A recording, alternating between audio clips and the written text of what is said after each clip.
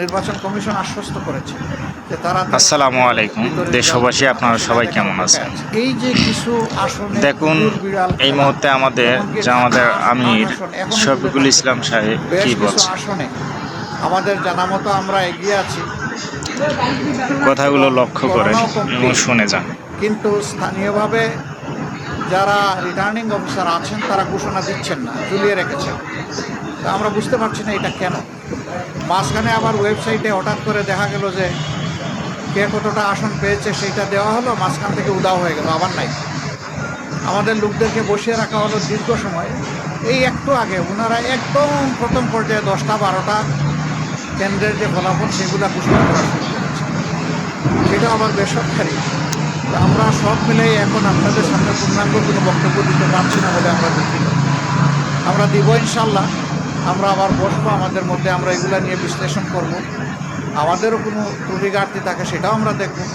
আবার যদি সামগ্রিক কোনো বড় ত্রুটি ঘাটতি হয় তাকে সেটাও আমরা আনবো। আমরা আগেই বলেছি ছোটোখাটো কোনো বিষয় নিয়ে আমরা টানাটানি করবো না, এবং পুরানা রাজনীতির সংস্কৃতিতে আমরা ফিরে যেতে চাই না।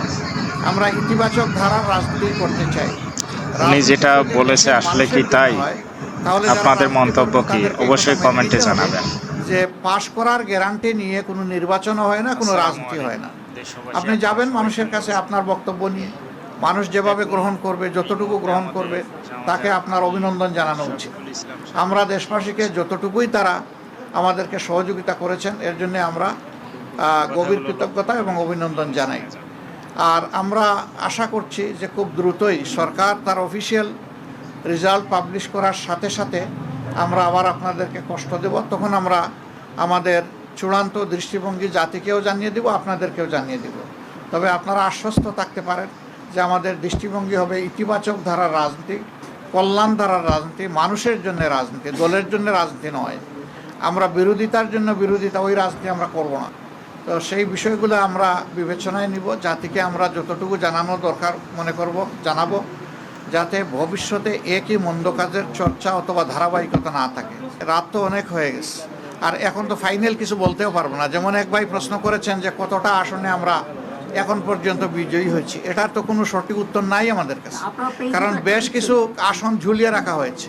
আমরা নিশ্চিত আমাদের বুথ ফেরত যে সিট এসেছে আমাদের কাছে, সাইন করা সিট, সেখানে আমরা দেখতেছি যে আমরা এগিয়ে আছি। কিন্তু এইটা নিয়েও ওখানে লোকালি বিভিন্ন তালবাহানা করা হচ্ছে, বলা হচ্ছে যে পোস্টাল ব্যালট মিলেই একটু দেখতে হবে, আর একটু এই আছে ওই আছে। এই ওইটা কি, এটা আমরা বুঝতে পারছি না। সব জায়গায় ওই ওইর বাইরে এসে আমাদেরকে একটা ক্লিয়ার মেসেজ দিলেই আমরা তখন বলতে পারবো যে আমাদের অবস্থানটা কি। অনেক কিছু তো হয়েছে, অনেক কিছু হয়েছে, কিন্তু এখনই আমরা এই ব্যাপারে কোনো কিছু বলতে চাচ্ছি না। আমরা বলেছি যে সব কিছু ফাইনাল যখন আমাদের হাতে এসে যাবে, আমরা বসে সব দিকের তথ্য নিয়ে, সব দল যারা আমরা 11 দল আছি তাদের নেতৃবৃন্দ আমরা বসবো, বসে সব তথ্য কম্পাইল করে আপনাদের সামনে আমরা অফিসিয়াল ফলাফল তো এখনো ঘোষণা করা হয়নি। এখন রিটার্নিং অফিসাররা যেটা করতেছেন এটা কিন্তু অফিসিয়াল না। অফিসিয়াল হবে যখন গেজেট আকারে প্রকাশ হবে। এখন যেটা এটা জাস্ট নন অফিসিয়াল প্রাইমারি রেজাল্ট, কিন্তু এটাই শেষ পর্যন্ত অফিসিয়াল হয়। তো সেটা হয়েছে কি কেন্দ্র থেকে যে তথ্য আসছে সেই অনুযায়ী আমরা বলেছি।